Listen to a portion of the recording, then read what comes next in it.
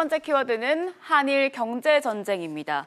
강제징용 피해자 배상 판결 문제를 둘러싸고 우리나라와 대립하고 있는 일본 정부가 우리 반도체와 디스플레이 산업을 겨냥한 경제 제재를 발동한다, 이런 소식이 있더라고요. 예, 한국과 일본 간에 아주 대대적인 경제 전쟁의 이 우려가 지금 정폭이 되고 있습니다. 네. 일본이 한국의 이 강제징용 판결에 대해서 보복을 한다, 이런 얘기인데요. 네. 결국 일본이 한국에 대해서 보복을 하면 한국도 가만히 있기 어려운 이런 상황이기 때문에 두 나라 간에 큰 경제 전쟁이 오지 않겠냐. 미중 무역 전쟁보다 어떻게 보면 우리 한국 경제에는 더 큰 타격이 될 수도 있을 것으로 우려됩니다. 네.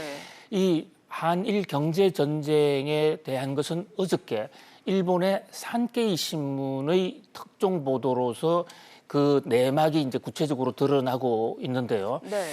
산케이 신문은 어제 이 가판뿐만이 아니라 본판에서까지 일본 정부가 한국 반도체와 TV, 스마트폰에 들어가는 아주 필수적인 부품, 그러니까 히토류 같은 이런 거예요. 히토류는 네, 아니지만 히토류 같은 꼭 들어가야 되는 그런 것을 한국 수출을 금지하겠다. 그리고 그 금지 조처는 7월 4일부터 시행된다라고 이렇게 보도를 했습니다.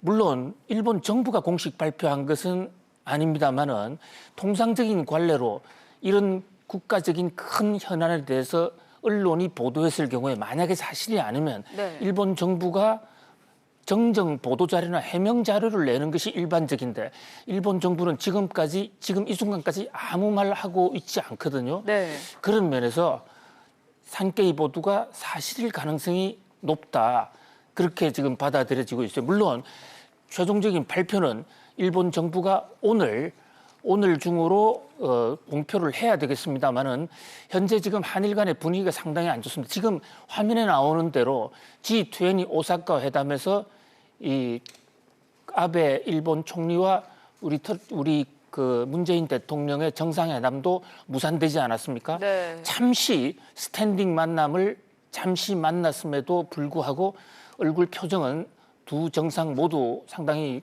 붉어져 있는, 상당히 굳어져 있는 이런 모습이에요. G20 회의가 끝나자마자 네. 일본이 한국을 상대로 강력한 경제 제재를 하는 이런 지금 모양새입니다. 일본이 한국 기업에 대해서 반도체 부품, TV 부품, 특히 TV 패널에 들어가는 부품 이런 것을 수출을 금지하게 되면 네. 우리나라가 특히 이 세 가지 제품에 대해서는 지금 다른 나라에 대체제도 없는 상태에서 일본의 소재 부품을 압도적으로 지금 의존을 하고 있어요. 그런 상황에서 우리나라 반도체 생산, TV 수출의 차질을 빚을 수도 있다. 그래서 경제 일각에서는 화웨이 제재보다도 더 큰 지금 경제 태풍이 오고 있는 것이 아닌가, 굉장히 불안감이 정폭이 되고 있습니다.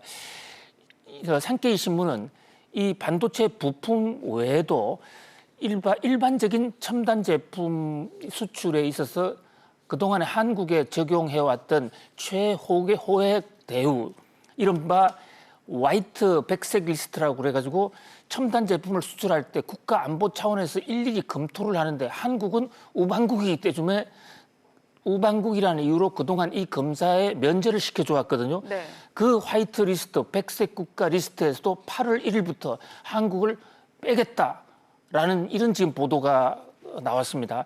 이에 따라서 지금 우리 재계는 상당히 지금 비상인 상태예요. 특히 LG전자, 삼성전자 같은 데는 일본 의존도가 상당히 높기 때문에 지금 상당히 지금 비상 상황을 맞고 있습니다.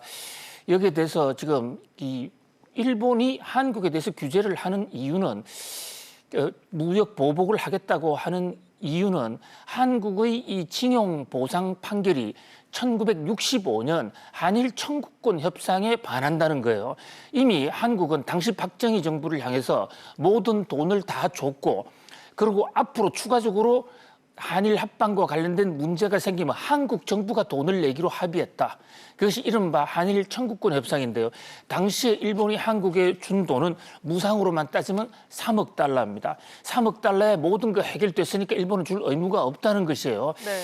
자, 이 대목을 과연 우리 정부가 어떻게 해결해 나갈지 매우 그 귀추가 주목되는 순간입니다. 네, 이어서 두 번째 뉴스 키워드도 보겠습니다.